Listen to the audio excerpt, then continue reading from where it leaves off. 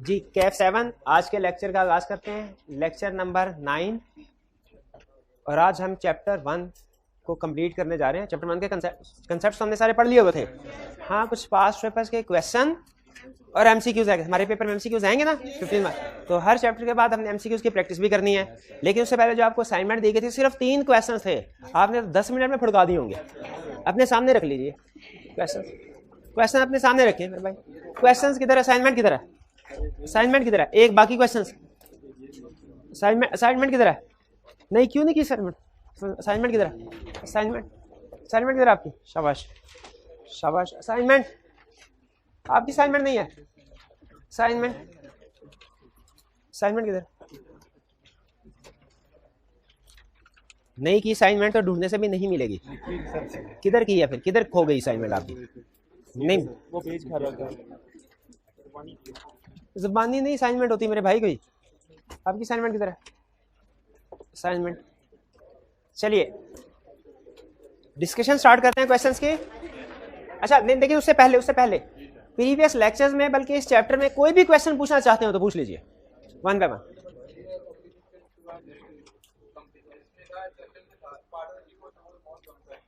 हाँ, ये जो obligation to register as company में हमने स्टडी किया था कि वो कौन कौन सी ऑर्गेनाइजेशन है जिसके लिए अपने आप को कंपनी के तौर पर रजिस्टर करवाना लाजिम है। उसमें जो आखिरी वाली 2 एग्जांपल्स थी वो मैंने आपसे कहा था आपने उसका रट्टा लगाना है। ठीक है, जॉइंट फैमिली वाले और पार्टनरशिप और जॉइंट फैमिली वाले।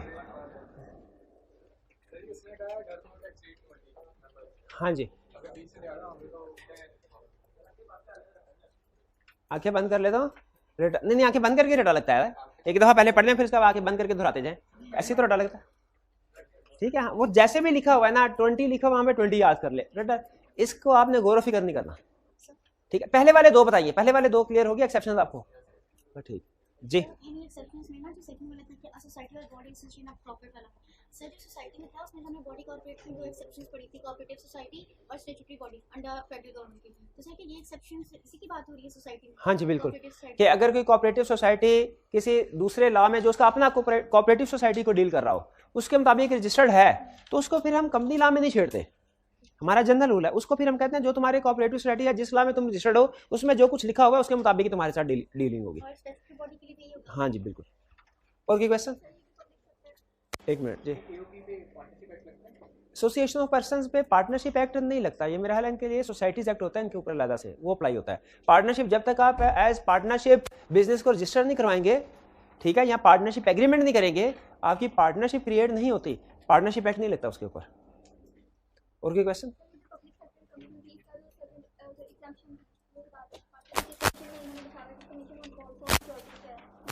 हाँ, कमीशन और बोर्ड पब्लिक सेक्टर कंपनी में एक्सेप्शन थी एक, कि कमीशन अगर सिक्योरिटीज एक्सचेंज के बोर्ड के डायरेक्टर्स को नॉमिनेट करता है तो वो पब्लिक सेक्टर कंपनी नहीं मानना चाहेगा। ये भी रटे वाला पॉइंट था, बताया था ना? बताया नहीं था? ये बताया था, ये रटे वाला पॉइंट। ठीक है, फॉरेन कंपनी से मुराद ऐसी कंपनी है जो कि पाकिस्तान से बाहर इनकॉर्पोरेटेड है। ठीक है, पाकिस्तान से बाहर इनकॉर्पोरेटेड है, लेकिन वो कुछ ऑपरेशंस पाकिस्तान में कर रहे हैं। ठीक है, उसे फॉरेन कंपनी कहते हैं जी। एक्ट और ऑर्डिनेंस में क्या फर्क है? एक्ट उस लॉ को कहते हैं जो पार्लियामेंट ने पास किया हो, जो बाकायदा प्रोसेस से, और ऑर्डिनेंस वो है जो डायरेक्ट प्रेसिडेंट पास कर देगा। ये तो बिजनेस लॉ में आपका टॉपिक होता था, उसमें पढ़ते थे कि अभी भी उधर ही ऑर्डिनेंस की लाइफ कितनी होती थी? 120 डेज। हाँ जी जी। स्पेशल रेजोल्यूशन की एग्जांपल्स। अच्छा हाँ, ये एग्जाम पॉइंट ऑफ व्यू से इंपॉर्टेंट है ये क्वेश्चन। देखें, फैसले जब भी होते हैं कंपनी के अंदर, कॉर्पोरेट वर्ल्ड में, कोई इंडिविजुअल बंदा, चाहे वो डायरेक्टर हो चाहे शेयर होल्डर हो, वो खुद से फैसले नहीं करता, बल्कि सारे लोग मिलकर फैसले करते हैं। एग्रीड?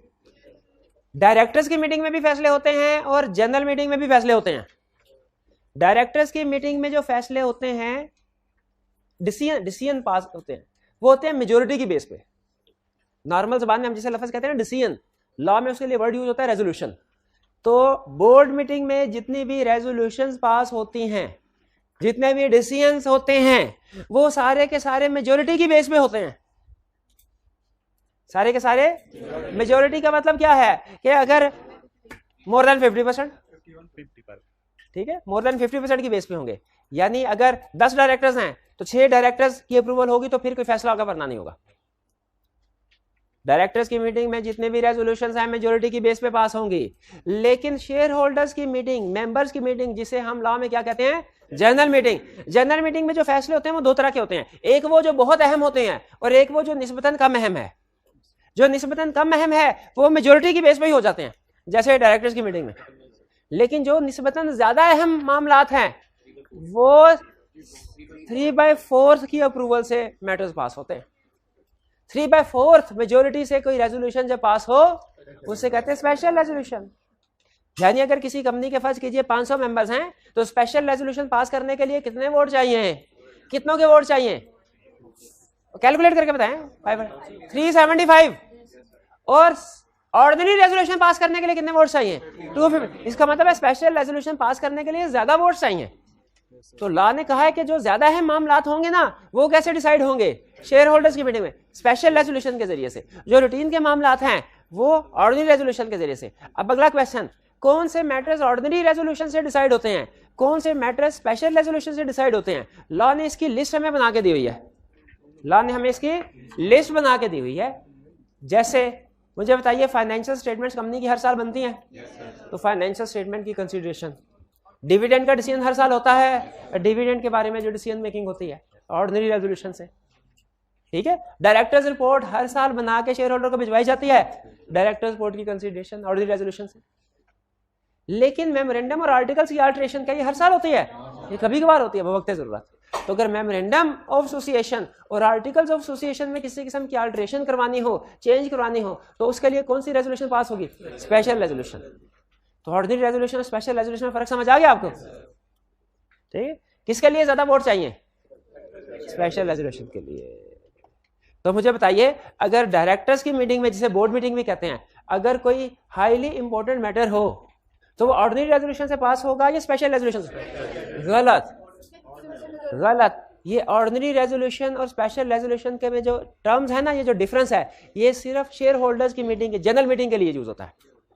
बोर्ड मीटिंग में सिर्फ एक ही तरह की रेजोल्यूशन होती है, ऑर्डिनरी, बस, ठीक है, सिंपल मेजोरिटी।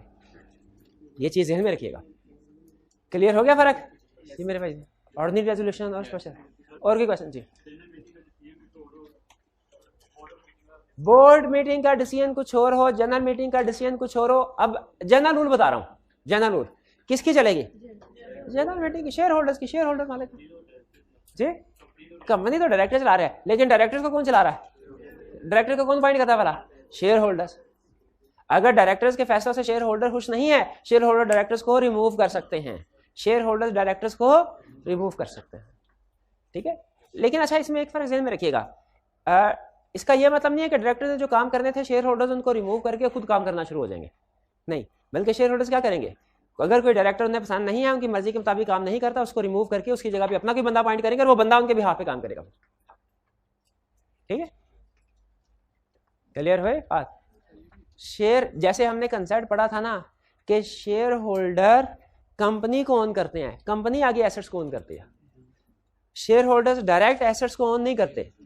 उसी तरह शेयर होल्डर्स डायरेक्टर्स को अपॉइंट करते हैं, डायरेक्टर्स कंपनी रन करते हैं, share holders direct company run नहीं कर सकते। लेकिन अगर शेयर होल्डर्स को डायरेक्टर से इख्तलाफात हो तो वो डायरेक्टर्स को रिमूव करके अपनी मर्जी के डायरेक्टर्स अपॉइंट कर सकते हैं, लेकिन डायरेक्ट मामलात को मैनेज नहीं कर सकते वो शेयर होल्डर। क्लियर हुई है बात?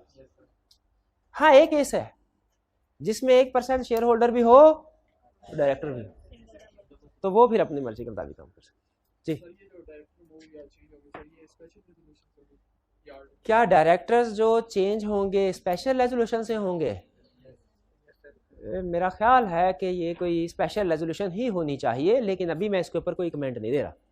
लेकिन मेरा ख्याल है कि ये कोई अहम चीज़ है, डायरेक्टर्स का रिमूव होना, ठीक है। अगर आप मुझे कहते हैं ना सर चीफ एग्जीक्यूटिव का रिमूव होना, मैं फौरन कहता यस, चीफ एग्जीक्यूटिव का रिमूव करना चाहते हैं, कर सकते हैं स्पेशल रेजोल्यूशन के जरिए से। चीफ एग्जीक्यूटिव का रिमूव करना छोटी मोटी बात है क्या?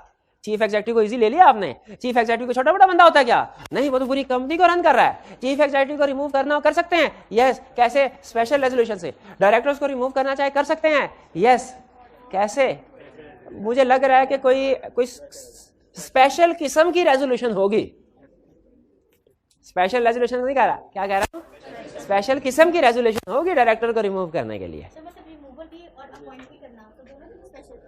नहीं नहीं, अपॉइंट करना रूटीन का मैटर है, रिमूव करना स्पेशल मैटर है। अच्छा, लॉ में दो टर्म्स होते हैं, रिमूव एक होता है रिटायर। वैसे अब आप क्वेश्चन पूछ रहे हैं ना, तो मैंने कहा मैं भी, क्योंकि आज पढ़ने के लिए जरा कम है, तो मैंने कहा बजाय ये कि क्लास जल्दी ऑफ कर दी जाए थोड़ा पढ़ा के, क्यों ना आप जो क्वेश्चन पूछ रहे हैं बहाने से कुछ नमाज नहीं, तो जब क्लास पूरे टाइम पे खत्म होती है तब नमाज अदा नहीं करते आप? तब भी तो करते हैं नहीं, बाद में भी बाज जमात, मैं भी बाद में पढ़ता हूँ, आपके साथ ही पढ़ता हूँ, अकेले नहीं पढ़ता। वो हमारे टीए भाई जो है वो मामद कराते हैं, ऐसे ना करें यार। मैं भागे कहाँ चला गया था? मैं नमाज पढ़ के गया था। क्या था? हाँ, रिमूवल और रिटायरमेंट है क्लास में कोई स्टूडेंट जो दोनों का फर्क बता सके? क्या है? रिटायरमेंट है अपना टेन्योर, अपनी टर्म पूरी होने पे घर जाना, और रिमूवल का मतलब क्या है? रिमूव करता। अगर प्राइम मिनिस्टर 5 साल पूरे करे हम क्या कहेंगे? रिटायर हुआ। और अगर उससे पहले घर भेज दिया जाए, रिमूव कर दिया गया। ठीक है, रिटायर और रिमूवल में फर्क। ये एग्जाम का क्वेश्चन आएगा ना, उसमें ध्यान में रखिएगा ये डिफरेंस। और कोई क्वेश्चन? शाबाश, पूछ ले। अच्छा, पहले पूछ रहे थे बेतहाशा। ठीक है, अगर कोई member part of board of director हो तो क्या ये पॉसिबल है? हाँ, ये पॉसिबल है। क्या पॉसिबल है? कि कोई एक बंदा at the same time share holder भी हो और डायरेक्टर भी हो, ये बिल्कुल पॉसिबल है। उसको रिमूव करेंगे तो एज डायरेक्टर रिमूव कर सकते हैं, शेयर होल्डर तो नहीं ना है, शेयर होल्डर तो नहीं। ठीक है, और ऑल पब्लिक कंपनीज की लाइबिलिटी लिमिटेड होती है क्या? नहीं, उसमें तो अनलिमिटेड कंपनीज भी हो सकती हैं, लेकिन और लिमिटेड कंपनीज की लाइबिलिटी लिमिटेड होती है। नहीं, पब्लिक कंपनी की आगे फर्दर डिफरेंट टाइप्स है। लिमिटेड बाय शेयर हो सकती है, उसके एंड में वर्ड लिमिटेड आता है। लिमिटेड बाय गारंटी हो सकती है, उसके एंड में वर्ड लिमिटेड आता है। अनलिमिटेड हो सकती है, उसके एंड में वर्ड लिमिटेड नहीं आता, बल्कि कौन सा आता है? अनलिमिटेड। ठीक है, तो वो उसमें पब्लिक कंपनी की तीनों टाइप्स है ना, तो उसने वो एमसीक्यू उसमें 2 टाइप्स को कवर किया, एक को नहीं किया हुआ। प्राइवेट कंपनी में भी सिमिलर, लिमिटेड बाय शेयर भी हो सकती है, लिमिटेड बाय गारंटी भी हो सकती है, अनलिमिटेड भी। इनकॉर्पोरेशन और रजिस्ट्रेशन दोनों 100% सेम टर्म्स हैं, एक ही मतलब है इनकॉर्पोरेशन और रजिस्ट्रेशन का।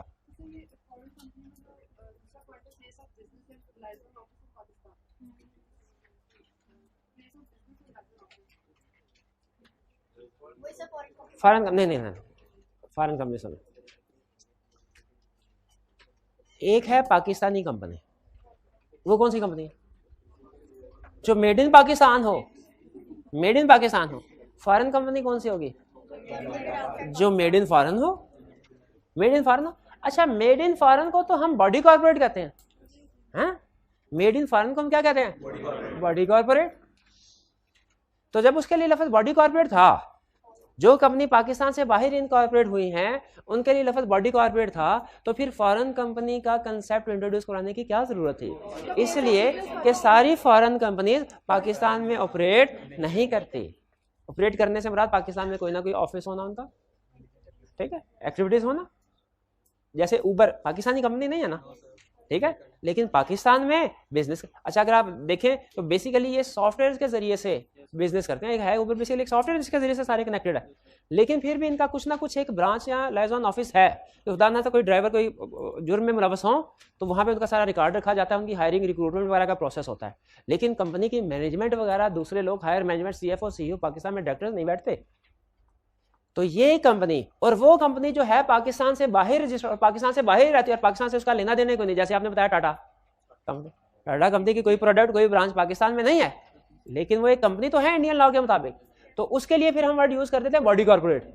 और ऐसी कंपनी जो है वो भी बाहर रजिस्टर्ड, लेकिन पाकिस्तान में ऑपरेशंस की हैं, कोई भी किसी किस्म के ऑपरेशंस है, प्लेस ऑफ बिजनेस है, लाइजन ऑफिस है, ब्रांच ऑफिस है, फिर उसके लिए हम क्या नाम यूज करते हैं? फॉरेन कंपनी, डिफरेंशिएट करने के लिए।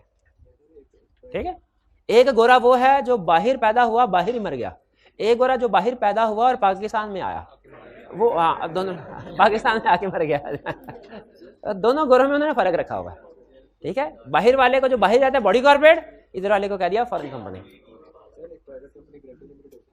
क्या एक प्राइवेट कंपनी, क्या एक प्राइवेट कंपनी गारंटी लिमिटेड हो सकती है? यस, एक private company guarantee limited, guarantee private limited जी। एम्बेसीज फॉरेन कंपनी नहीं होगी, वो तो गवर्नमेंट के अंडर आते हैं। हाँ, वो पब्लिक सेक्टर कोई ऑर्गेनाइजेशन, कोई ऑफिस होगा, कंपनी नहीं होगी वो। और क्या क्वेश्चन? शेयर रजिस्ट्रार क्या होता है? ये आपने पढ़ा कहाँ? ऑफिस, वो ऑफिसर्स की डेफिनेशन में। अच्छा, बाकी की टर्म समझ आ गई? नहीं, बाकी की टर्म समझ आ गई? शेयर रजिस्ट्रार मैं बताता हूँ। प्राइवेट कंपनी, क्या प्राइवेट कंपनी के शेयर होल्डर शेयर ट्रांसफर कर सकते हैं? खागे मार। राइट रिस्ट्रिक्टेड है, प्रोहिबिटेड नहीं है। ट्रांसफर कर सकते हैं लेकिन इजाजत के साथ, इजाजत के साथ। जैसे आपने बिजनेस लॉ में अगर पढ़ा हुआ है तो वहां पे कंसेप्ट होता था, क्या एक पार्टनर अपना हिस्सा किसी दूसरे को बेच सकता है? था यस, बेच सकता है लेकिन इजाजत के साथ। अब पहले एग्जिस्टिंग पार्टनर से पूछ लो, अगर वो खरीदना चाहते हो तो उनको बेचो, नहीं तो फिर बाहर की तरफ जाओ। ठीक है, तो इसी तरह का कंसेप्ट है कि प्राइवेट कंपनी में शेयर होल्डर शेयर को ट्रांसफर कर, लेकिन राइट रिस्ट्रिक्टेड है, यानी उसे पहले अपने डायरेक्टर शेयर होल्डर से इजाजत लेनी पड़ेगी, फिर ट्रांसफर कर सकता है।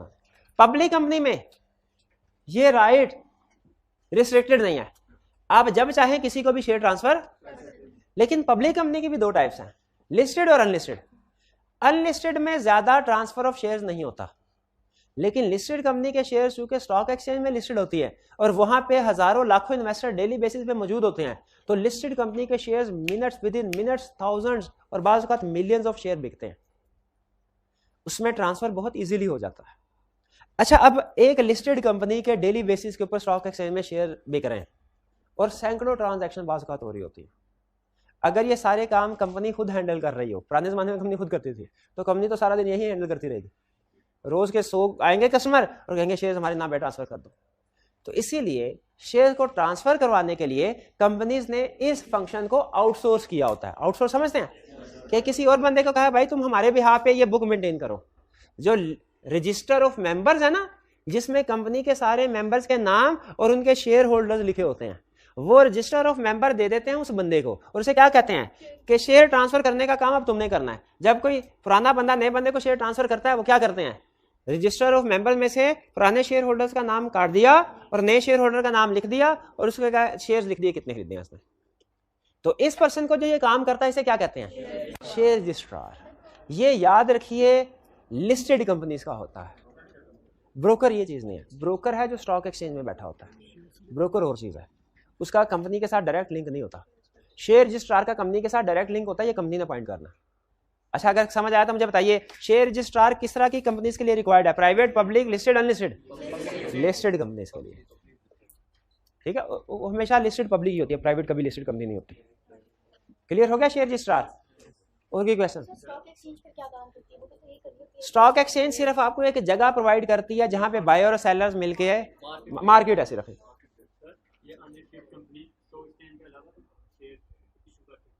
क्या अनलिस्टेड कंपनी स्टॉक एक्सचेंज में, पहला क्वेश्चन, स्टॉक एक्सचेंज में शेयर इशू कर सकती है?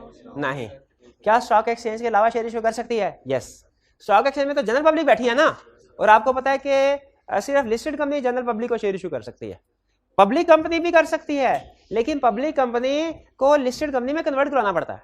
आपको पता है ना, हम लफ्ज बोलते हैं public company can issue shares to general public but listed company has issued shares to general public. तो अगर अनलिस्टेड कंपनी है वो स्टॉक एक्सचेंज में शेयर इशू नहीं कर सकती। ठीक है, वो फिर अदर देन स्टॉक एक्सचेंज, उसे कहते हैं प्राइवेट प्लेसमेंट। अखबार भी नहीं, अखबार भी जनरल पब्लिक हो जाता है, वो वैसे फ्रेंड एंड फैमिली के इनवाइट करके इस तरीके से प्राइवेट कंपनी भी इस तरह करती है। अब मैं एक टेक्निकल सेंटेंस बोलने लगा, मुझे पूरी उम्मीद है आपको कोई समझ नहीं आएगा, लेकिन फिर भी शायद कि अगर ये समझ आ गया तो आपको आपके सवाल का जवाब मिल जाएगा। प्राइवेट कंपनी हमेशा प्राइवेट प्लेसमेंट के जरिए शेयर इशू करेगी, ये बात समझ आई। दूसरा, पब्लिक कंपनी प्राइवेट प्लेसमेंट के जरिए से भी शेयर इशू कर सकती है और पब्लिक इशू के जरिए से भी शेयर इशू कर सकती है। ये समझ आई बात? हो गया क्लियर? ये हमारा एक प्रोस्पेक्टस का चैप्टर है, उसमें ये कंसेप्ट यूज होता है। अगर आपको समझ आ गया तब बहुत अच्छा। और क्या क्वेश्चन? मेमोरेंडम रजिस्टर करवाते हुए कितने सब्सक्राइबर्स के साइन होना जरूरी है? जितने मिनिमम नंबर ऑफ मेंबर्स हैं उतने साइन होना जरूरी है। अगर सिंगल मेंबर कंपनी है तो एक सब्सक्राइबर होना चाहिए। अगर private company other than single member है तो 2, पब्लिक कंपनी अनलिस्टेड है तो, और पब्लिक कंपनी कम से कम उतने सब्सक्राइबर्स होने चाहिए। और कोई क्वेश्चन? कोई क्वेश्चन नहीं? चलिए अब क्वेश्चन की तरफ चलें। जी जी। अनलिमिटेड कंपनी एक टाइप ऑफ कंपनी है और पार्टनरशिप एक पार्टनरशिप है। चलता है नहीं, ये फर्क बिल्कुल ठीक बताया। द रजिस्ट्रार, अगर मैं ये फर्क बताता ना भाईजान, अगला क्वेश्चन पता क्या होना था कि सर सोल प्रोप्राइटरशिप और सिंगल मेंबर कंपनी में क्या फर्क है? सोल प्रोप्राइटरशिप है, सिंगल मेंबर कंपनी एक कंपनी है, ठीक है। यानी वो अपने आप को अगर एज कंपनी रजिस्टर करवा लें। असल में SCCP चाहता है ज्यादा से ज्यादा बिजनेस ऑर्गेनाइजेशन कंपनी फार्म में अपने आप को कन्वर्ट करवाएं, तो उसने हर एक को ऑफर की हुई है। जिसके 2-3 मेंबर्स हैं वो भी कंपनी के तौर पर रजिस्टर करवा सकते हैं। एक मेंबर वाली कंपनी, एक मालिक वाली एक ऑर्गेनाइजेशन, वो भी अपने आप को कंपनी के तौर पर रजिस्टर करवा सकते हैं, ठीक है। तो अगर तो आप सोल प्रोप्राइटर है लेकिन चाहते हैं जरा company form of business enjoy करें तो क्या करें? SMC बना लें। और अगर आप पार्टनरशिप हैं और चाहते हैं कि company form of business enjoy करें, क्या करें? अनलिमिटेड कंपनी बना लें, ठीक है। और अगर आप पार्टनरशिप है और चाहते हैं लिमिटेड लायबिलिटी करवा लें तो लिमिटेड कंपनी करवा लें, प्राइवेट या पब्लिक। अच्छा 70, the registrar after registering the memorandum and articles of association has issued a certificate of incorporation to Shahbaz limited, a company with an authorised share capital of 300 million. Under the companies act 2017 briefly describe the effects of such registration. इस registration के क्या effects हैं? वो body corporate हो गई, separate legal status है, limited liability है, perpetual succession, own sales.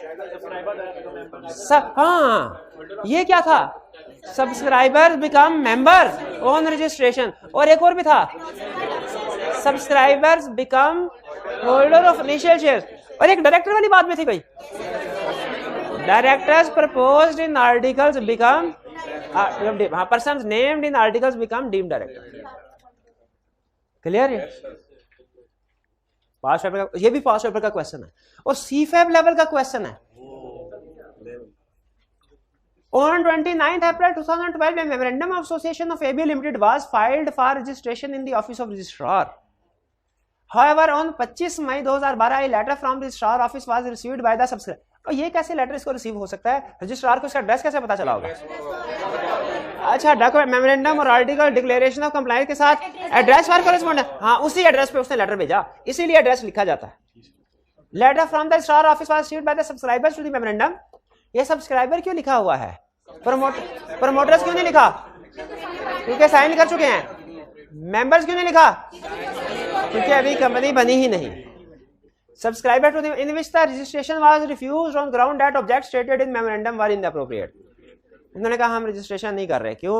आपके मकसद एप्रोप्रिएट नहीं है। Describe what course of action is available to AB Limited in the above situation according to Companies Act. क्या कोर्स ऑफ एक्शन अवेलेबल है? क्या करे? डॉक्यूमेंट्स को रिवाइज कर दे, जो डिफेक्ट है उसको रिमूव करके दोबारा रिवाइज डॉक्यूमेंट्स को फाइल करे। और दूसरा कोर्स ऑफ एक्शन क्या है? अपील करे कमीशन को। कितने दिन के अंदर? 30 दिन के अंदर। और एक चीज और लिखनी है, कमीशन का डिसीजन इस सिलसिले में फाइनल होगा। कमीशन का डिसीजन इस सिलसिले में फाइनल होगा, इसके खिलाफ अपील भी नहीं हो सकती। नहीं, identify which of the following organisation are required to be registered as a company under companies act 2017। वो अब आपको पता है ना, वही कंसेप्ट कि कौन कौन सी ऑर्गेनाइजेशन के लिए एज कंपनी रजिस्टर्ड होना लाजमी है, याद है? 20 पार्टनरशिप और association of person for gain more than 20% हो तो कंपनी के तौर पर रजिस्टर होना लाजमी है। लेकिन इसकी एक्सेप्शन थी cooperative society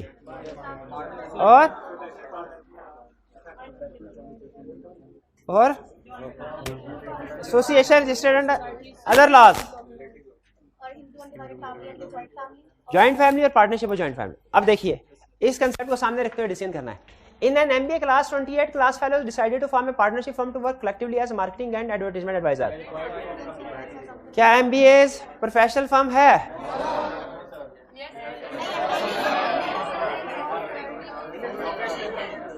MBAs firm of professionals नहीं है, इसीलिए इनके लिए वो है अकाउंटेंट्स, लॉयर्स। तो एक नहीं professional academic qualification professional. B A group of 130 persons formed a housing cooperative society in Multan and got it registered under the Cooperative Societies Act। अब तो किसी और लॉ में रजिस्टर्ड है। अब इसके ऊपर कंपनी लॉ वाले प्रीमियम लगेगी कि कोऑपरेटिव सोसाइटी वाली, जो उसका अपना है। तो इसके लिए क्या कंपनी के तौर पर रजिस्टर्ड होना लाजमी है? नहीं है। B okay. A registered Hindu undivided family of 37 members is carrying on joint family business. Not required, exception है।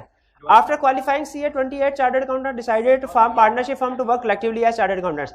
Chartered Accountants Ordinance 1961 prohibits to practice as chartered accountants with limited liability. Professional firm है ये required. इसका मतलब है सिर्फ पहली type of firm required है company के तौर पर रजिस्टर कराने के लिए, बाकी की रिक्वायर्ड। क्लियर हो गया ये? चलिए, लेकिन अभी MCQs तो हैं, MCQs तो हैं। प्रोफेशनल CS को प्रोफेशनल, क्योंकि CA एक प्रोफेशन है। इस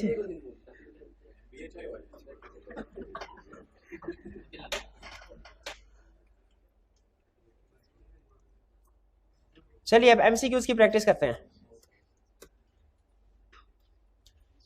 कह रहे multiple choice question, select the most appropriate answer. अच्छा ये क्यों नहीं लिखा सेलेक्ट द करेक्ट आंसर?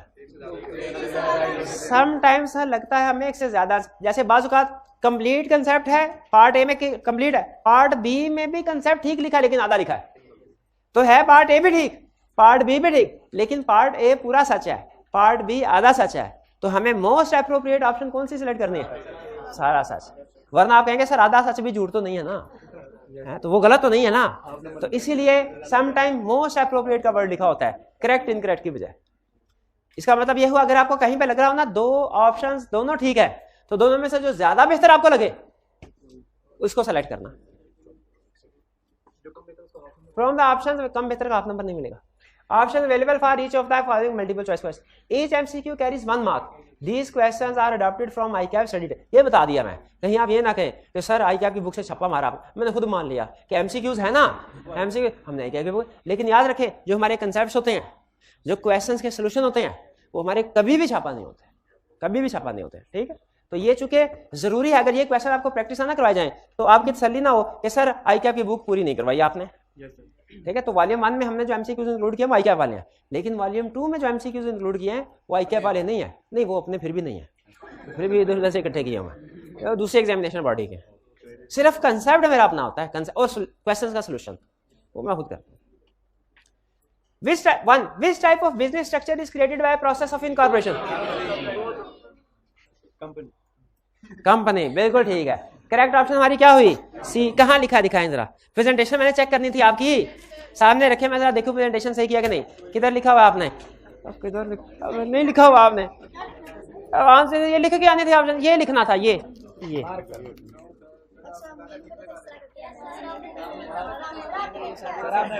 मैंने नहीं बताया था, मैंने नहीं बताया था, मैंने बताया था लेकिन आपने रोजा रखा हुआ था जी। आगे चले, बाहर साथ साथ मैच करते जाएं। तो पहली ऑप्शन क्या हुई? C company. Second, body corporate और corporation includes body corporate corporate a company incorporated under companies act और कंपनी लॉ। अच्छा, कंपनीज एक्ट 2017 तो हो गया, कंपनी लॉ का मतलब क्या है? जो पुराने लॉज भी हैं वो भी शामिल कर लो, 1984 का, 1913 का, ठीक है। तो ये बॉडी कॉर्पोरेट है। एक कंपनी इनकॉर्पोरेटेड आउटसाइड पाकिस्तान, ये भी बॉडी कॉर्पोरेट है। और a body corporate declared as body corporate under relevant statute, ये भी बॉडी कॉर्पोरेट है। तो सारी के सारी बॉडी कॉर्पोरेट है। ये तीनों बॉडी कॉर्पोरेट हैं, ये तीनों बॉडी कॉर्पोरेट है। ये नहीं बॉडी कॉर्पोरेट, तो कौन बॉडी कॉर्पोरेट? ये बॉडी कॉर्पोरेट, ठीक है। अच्छा मुझे बताइए, बी वाली डेफिनेशन में क्या ऐड करेंगे तो ये फॉरेन कंपनी बन जाएगा, लाइजॉन ऑफिस, बट ठीक है, ठीक। आगे चलते हैं। मैन में कम एंड मैन में go but the company exist. इंसान आते हैं जाते हैं, कंपनी वही रहती है। This explains which characteristics? Perpetual succession. Perpetual liability तो हमने कभी पढ़ा ही नहीं। कैपेसिटी टू सू, क्या कंपनी सू कर सकती है दूसरे लोगों को? कर सकती है। कंपनी अगर किसी के खिलाफ केस फाइल करेगी, इसे क्या कहेंगे? कंपनी ने क्या किया? सू किया। और अगर कंपनी दो लोगों के खिलाफ केस फाइल करेगी, सू किया। अच्छा, इसके बाद सेपरेट लीगल एंटिटी तो नहीं आएगा। अच्छा चले, परपेचुअल सक्सेशन आएगा। बी ऑप्शन करेक्ट, बी ही करेक्ट है। आगे चले। 4, what is separate legal personality? Separate legal personality that the members in general meeting are regarded by law as a person. Members तो पैदा होते नेचुरल पर्सन है, वो तो है ही अलग person. That the board of directors is regarded as person. That the company as an entity is regarded by law as a person. Yes, तो इसका करेक्ट ऑप्शन क्या हुआ? सी। डी भी पढ़े थे। D, the managing director of the company is regarded by law as a person. नहीं। अच्छा, managing director आपके लिए एक नई टर्म आगे, इसको अंडरलाइन कर लें। मैनेजिंग डायरेक्टर कहते हैं चीफ एग्जीक्यूटिव को, इसके लिए सीईओ को। समटाइम इसके लिए एक और टर्म बोली जाती है प्रेसिडेंट। अब देखा, कंपनी का प्रेसिडेंट कभी सुनी है टर्म? तो उससे मुराद क्या पाकिस्तान का प्रेसिडेंट होता है? कंपनी का। वो चीफ एग्जीक्यूटिव के लिए टर्म बाज़ औक़ात मैनेजिंग डायरेक्टर या प्रेसिडेंट की टर्म बोली जाती है, लेकिन लॉ में याद रखें ये टर्म यूज नहीं हुई। लॉ चीफ एग्जीक्यूटिव के लिए सिर्फ और सिर्फ चीफ एग्जीक्यूटिव टर्म यूज करता है। मैनेजमेंट में या आम बोलचाल में बोलते हुए हम मैनेजिंग डायरेक्टर या चीफ एग्जीक्यूटिव की टर्म यूज कर लेते हैं। तो 4 में correct option C clear. Next 5, the effects of incorporation are limited liability of the owners of the business, separation of ownership from control यानी management, transfer of ownership and perpetual succession. तो all of the above. क्या हुआ? ए भी ठीक है, B भी ठीक है, सी भी ठीक है। किस पे टिक लगाएं? डी पे लगाएं। All of the above. अब देखें, है ए ऑप्शन भी ठीक, बी भी ठीक, सी भी ठीक, लेकिन मोस्ट अप्रोप्रिएट कौन सी है? नजर नहीं आ रहा? बुक में देखिए है, नजर नहीं, क्यों नहीं आ रहा? किनको नजर नहीं आ रहा? अच्छा ऊपर कर देते हैं स्लाइड, नो प्रॉब्लम। अब ठीक है, अब ठीक है। The concept of limited liability applies to directors of company, creditors, owners or shareholders. Yes, C option correct. To the bankers of the company. ये किसके लिए है? Owners के लिए। 6 में C option correct. 7.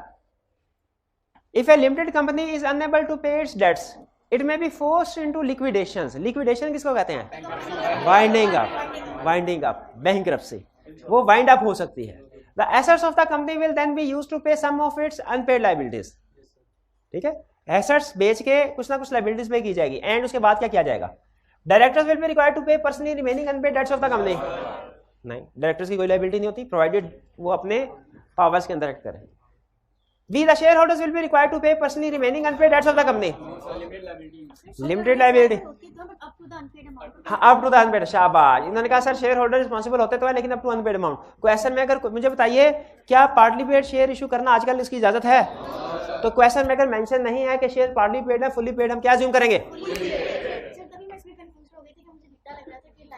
वो उस सूरत में होता, बी उस ऑप्शन में उस सूरत में करेक्ट होती जब क्वेश्चन में उसने पार्टली पेड शेयर की बात की होती। क्वेश्चन में चूंकि पार्टली पेड शेयर की बात नहीं की, इसलिए हम नॉर्मल सिचुएशन अज्यूम करेंगे जो क्या होती है? Fully paid. वो ठीक लिखा होगा अनपेड डेट्स। तो B C the debenture holders will be required to pay personally remaining unpaid, इनको तो पैसे भी होने हैं बल्कि।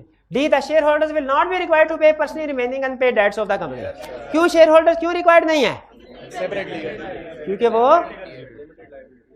हाँ जी फुल्ली पेड शेयर इसलिए। क्लियर? आगे चलते हैं। 7 हो गया, नेक्स्ट हमारा 8। Limited liability applies to all companies, all public companies, all limited. Limited liability का कंसेप्ट जाहिर है लिमिटेड कंपनीज पे अप्लाई होगा। C option correct. 9. Directors and other officers of the company act on behalf of the company and provided they act within their powers, they will be personally liable for debts of the company. They will not be personally liable for the debts. ये B option correct. They along with the shareholders will be personally liable for the debts of the company. They along with other officers of the company will be personally liable for the debts of the company. ये भी गलत। तो correct option क्या हुई? B. 10. Company law includes Companies Act 1913, yes. Companies Act 2007, yes. Companies Ordinance 1984, तो तीनों ठीक हैं। मोस्ट अप्रोप्रिएट क्या हुई? D, all of the. 11. Public listed company means, public listed company का मतलब क्या है? Such form of public company who securities किसे कहते हैं? Plural form, shares and debenture are listed on the exchange, ये डेफिनेशन है ठीक। Such form of private company, private company तो कभी लिस्टेड हो ही नहीं सकती, ये तो प्राइवेट सुन के हम आगे चले गए। C such form of public company whose name of member are listed on exchange में सिक्योरिटीज लिस्टेड होती हैं, नेम लिस्टेड नहीं होते। D such form of public company whose name of directors are listed on exchange, नहीं ये भी name की बात कर रहा है, लिस्टेड नहीं होते। तो करेक्ट ऑप्शन क्या हुई? ए। क्लियर? आगे चलें। 12. Private company other than single member company can be registered by at least 2 members and member restricts the maximum number of members to 50. A. लेकिन आपको याद है हमने क्वेश्चन किया था जिसमें मेंबर्स की तादाद 50 से बढ़ी थी, तो हमने सोल्यूशन में कहा था कि जॉइंट ओनर शेयर होल्डर्स को एक कंसीडर करो। 50 से तादाद नहीं बढ़ी थी, लेकिन फर्ज कीजिए अगर तादाद 50 से बढ़ जाए तो उसे पब्लिक कंपनी में कन्वर्ट करना पड़ेगा। 12 क्लियर? 12 में करेक्ट ऑप्शन है ए। Next 13. A company or body corporate which exercise or controls more than 1/2 of the voting securities of other company or controls the composition of board of such other company is known as, जो control करती है वो holding company, और जिसकी securities directors control किया जाए subsidiary company. तो इसमें चूंकि वो पूछ रहा है कि जो कंपनी कंट्रोल कर रही है तो वो होल्डिंग कंपनी होगी। सी ऑप्शन करेक्ट है। Okay. 14. Licence to association not for profit shall be granted by commission, बिल्कुल कमीशन ग्रांट करता है on the fulfilment of certain condition, certain condition fulfil करने के बाद। चूज द इनकरेक्ट वन, बताइए कौन सी कंडीशन गलत है? A, it shall apply to profit if any in promoting its objects, they can pay profit to its members out of it, ये गलत है। वो मेंबर्स को प्रॉफिट या डिविडेंड डिस्ट्रीब्यूट नहीं कर सकते। C the payment of any dividend to its member is prohibited, correct. They will work only for useful objects, ये भी करेक्ट। तो जो गलत है स्टेटमेंट वो बी, और यही हमने सेलेक्ट करनी थी। 15. SECP has been vested means given, vested means given. SECP has been vested with lot of powers under Company Act 2017 and it has got powers to regulate the affairs of all company. Pakistan में जितनी भी companies है, चाहे वो bank से relate कर रही हो, चाहे इंश्योरेंस कंपनी हो, नॉन बैंकिंग कुछ भी हो, हर तरह की कंपनीज को रेगुलेट कौन करता है? SECP। लेकिन स्टेट बैंक एक तरह की कंपनीज को सिर्फ रेगुलेट करता है, बैंकिंग कंपनीज को, लेकिन कमीशन इसका मतलब है बैंक्स के दो रेगुलेटर्स हैं। कौन कौन? स्टेट बैंक ऑफ पाकिस्तान और SECP। तो 15 में करेक्ट ऑप्शन क्या हुई? ऑल ऑफ द अबव, यानी SECP इंश्योरेंस कंपनी को भी रेगुलेट करता है, नॉन बैंकिंग को भी, बैंकिंग कंपनीज को भी। 16 जी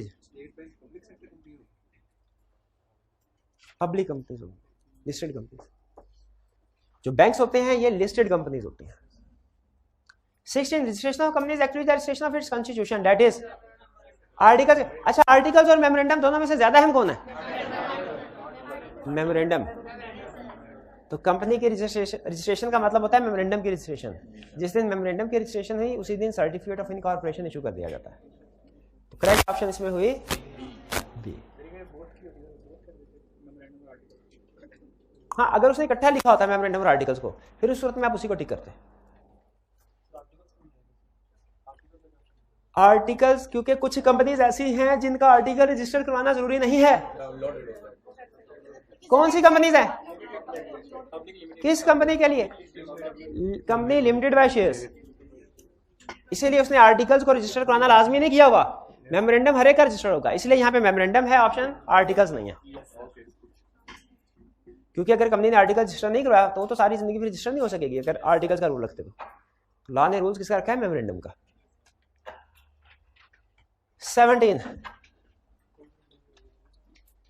registration of memorandum and articles mean the registration of company.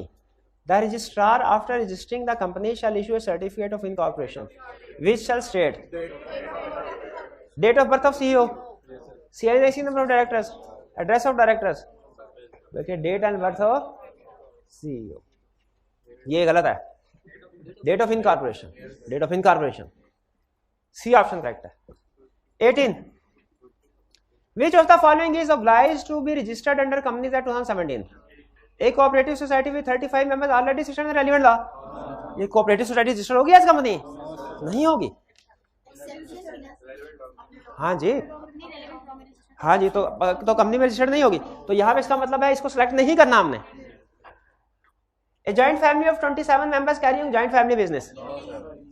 A trading partnership firm with 22 partners, ये होगी। C option correct. A law partnership firm with 22 partners, lawyers भी professional firms है। तो सी option correct. इसके लिए company के तौर पर रजिस्टर करवाना लाजमी है। Any persons associated for any lawful purpose may by subscribing their names to a memorandum of association and complying with requirements of the act in respect of में। Public company, public company लिखा, private लिखा होता तो हमारा answer क्या होता? 2 आर। Public company लिखा, आंसर क्या होगा? करेक्ट ऑप्शन हमारी हुई डी। सी तो नहीं होगी, 3 भी हो सकते हैं, उससे ज्यादा भी हो सकते हैं। तो मोस्ट अप्रोप्रिएट ऑप्शन क्या हुई? 20 last MCQ. Under the provisions of company act 2017 composition of companies board shall be deemed to be controlled by another company if that other company by exercise of power exercisable by at its discretion can. एक कंपनी दूसरी कंपनी के composition of board को control कर सकती है अगर क्या हो? Appoint all or majority of directors. नहीं, तो अपॉइंट तो रिमूव भी तो होना चाहिए। Appoint or remove majority of directors, all भी होना चाहिए। Appoint or remove all or majority of directors, C option होनी चाहिए। अपॉइंट मेजॉरिटी ऑफ डायरेक्टर्स नहीं। तो उसमें करेक्ट ऑप्शन हमारी क्या हुई? सी। जी जी, जैसे होल्डिंग कंपनी होती है वैसे होल्डिंग मेंबर भी हो सकता है। नहीं, होल्डिंग कंपनी। और कोई क्वेश्चन? चलिए, कल इंशाल्लाह हम चैप्टर 2 स्टार्ट करेंगे। आपको माइंड मैप्स मिल गए हैं ना? चलिए, आज का लेक्चर यहाँ खत्म करते हैं हम। अल्लाह हाफिज।